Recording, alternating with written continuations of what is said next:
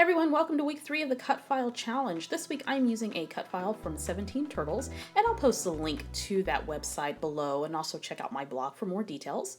So this is a photo of my little one and my spouse, and we were at the Cheesecake Factory not too long ago having lunch, and every time I try to take a photo of them lately, they always cover their faces. They are clowns. So this title, or the title of this layout, is called Good Times. There is never a dull moment with these two clowns, so I decided to capture that.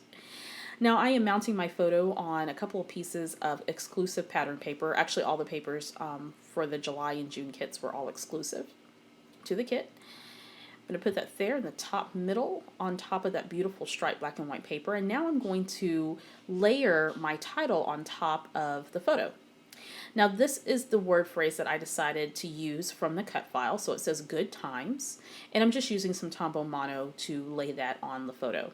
Now I wanted to lay it in such a manner where it doesn't obstruct the entire photo. So I think that placement is perfect because it draws your eye right where it needs to be.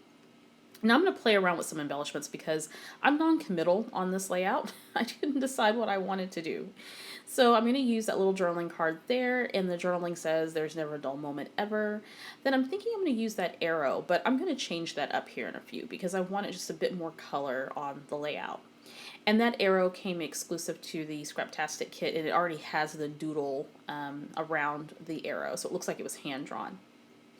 The wood veneer stars are from my stash as well as that acrylic plus sign, but I do decide to use a little sticker, those little glasses from the exclusive sticker set that came with the kit, as well as that little square die cut, and I'm going to layer my acrylic plus sign right on top of that.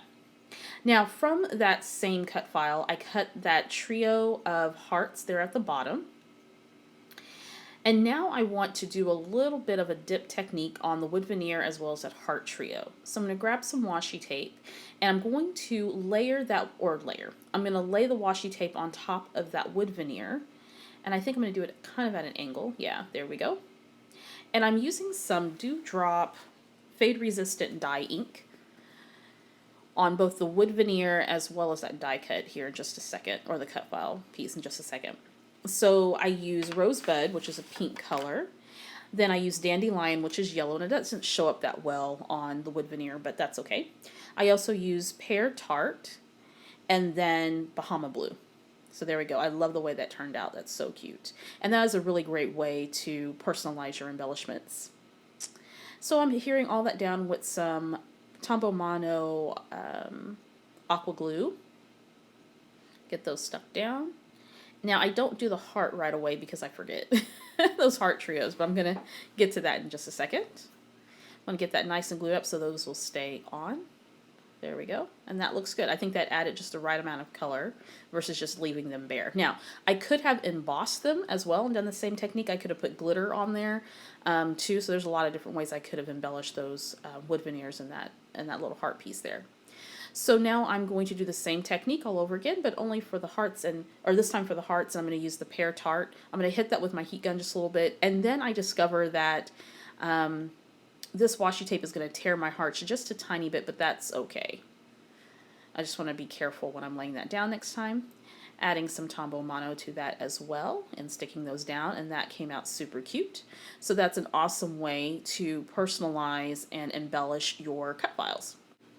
Okay, so I changed out that white arrow and I put the polka dot arrow there, and now I'm going to draw some doodling lines. And I felt that the layout needed something at the bottom, so I'm going to cut a couple strips, no, just one strip of paper from some pink pattern paper that came with the kit. And then I'm going to cut some corners from 2 other pattern papers and lay those there at the bottom. That's kind of one of my favorite techniques to do, to add a little bit more to a layout. And at first I thought I was just going to put the green paper, but I didn't want to leave the other corner without something. And let's see, what am I going to do next? So I'm looking for a clip, and I reach in my stash, and I grab a little pink clip that I'm going to place there at the top.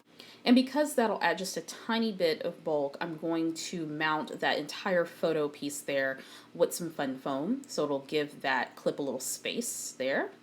So there we go, a little height there on the layout so it's not so flat.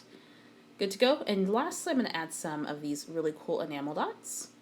And there we go, finished layout. Love how that cut file looked, and I'm glad that the layout finally came together. All right, some photos are coming up. Make sure you check out the Victoria Marie blog for more information about this layout, and don't forget to check out 17 Turtles and all their free cut files. You want to take advantage of that.